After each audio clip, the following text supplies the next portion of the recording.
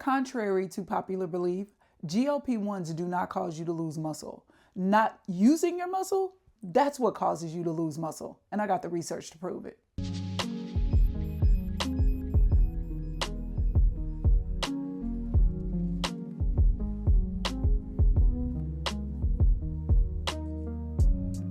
Anytime you lose weight, whether you're on GLP-1s, Weight Watchers, keto, intermittent fasting, or you're just eating less, if you are not using your muscles, if you are not building your muscle, if you are not strength training, you will lose strength in that area. You will lose muscle. And that is not a medication issue. That is a human body issue.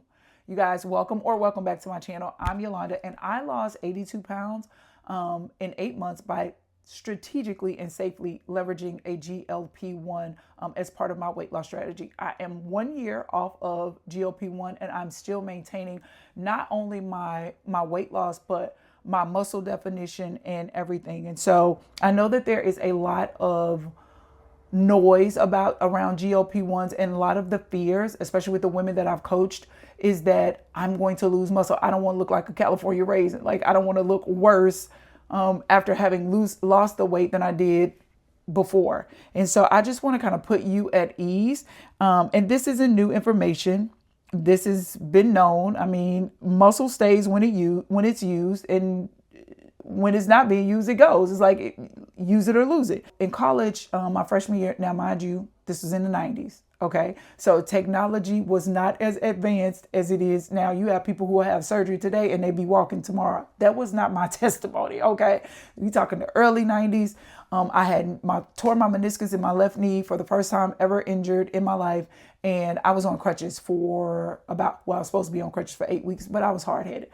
But those first 2 weeks, I could not put any weight down on my legs. So I was non-weight bearing I was on crutches for 6 weeks, but those first 2 weeks, like, I was completely non-weight bearing. There was no tiptoeing. There was no nothing, right? So I was going to rehab, but there was very little that I could do. But I noticed that the definition in my left leg, I started losing a lot of it. And it was because my muscle was atrophy. It's called muscle atrophy. I couldn't load my leg. I couldn't use it. So I lost strength and definition in that. And I wasn't on a diet. I wasn't on any medication. I wasn't doing anything wrong. My leg just got smaller and weaker because I was not using that muscle. That's why it's so important that if you are on a GLP-1, and it don't matter which one you're on, especially if you're on a GLP-1, but if you are intermittent fasting, doing keto, doing any kind of weight loss program, you have to strength train, especially if you are a woman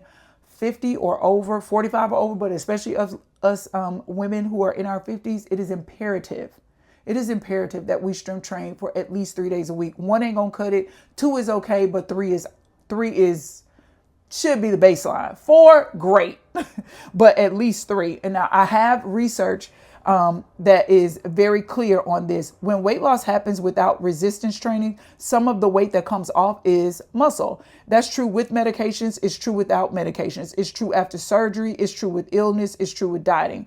GLP-1s don't decide what tissues your body keeps. That's up to you and your habits. Now, if you layer menopause on top of that, as your estrogen drops, your body doesn't hold on to muscle as easily. So if you're eating less and not lifting, muscle loss shows up faster. And again, that's not medication, y'all. That is just biology. It's just going to happen. That is why it is imperative, again, that if you are on any type of weight loss regimen, but especially if you are on a GLP-1, you need to prioritize protein, your protein intake, and building muscle. And it doesn't have to be complicated. I ain't talking about you got to get in there trying to be no fitness model, or you trying to be no bodybuilder walking around like that. No, we're not talking about that. I'm talking about just basic building up your muscles. You want to protect your metabolism. If you want to protect your strength, if you want to, lose, it's called body recomposition. You're building muscle while you're losing fat. Then you have to prioritize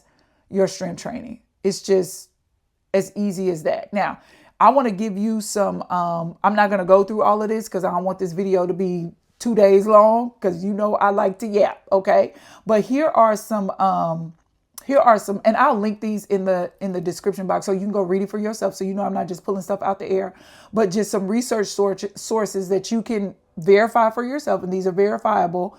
So it can help put you at ease about whether or not GLP-1s are right for you. Now, again, I'm not a doctor. I'm not telling you to use it or not. I'm just saying if you are, do it strategically and do it safely, but make sure that you are informed. So the National Library of Medicine has an article entitled Lean Mass Loss During Weight Loss. It shows that calorie restriction without resistance training leads to loss of lean body mass. And then the American College of Sports Science, it has the title of the article is Resistance Training Preserves Muscle During Weight Loss. And their position stands confirming resistance training is necessary to maintain your muscle during weight loss. All of these articles are saying the same thing. I'm going to link them in the description so that you can read them for yourself. And then the New England Journal of Medicine, this is specific to GLP-1 trials, semaglutide, however you pronounce it, body composition findings. And it says that weight loss included both fat mass and lean mass consistent with all weight loss methods when resistance training is not emphasized. Okay. And then the last one is muscle disuse. That's the same National Library of Medicine. And it says it explains muscle atrophy due to immobilization, injury, or lack of mechanical load. Okay. Listen, you guys, I'm just here to help you walk you through this process without shame, without guilt, but so that you can make an informed decision. I'm not a medical professional or anything like that, and I'm not telling you to use it or not use it. I am saying that if you do it strategically, do it safely, and make sure that you are informed. But whatever you do it what's best for you. All right, so let me know in the comments if this information helped. Like the video, share with another woman, midlife woman who is on her GLP-1 journey, and I will see you guys next time. Peace.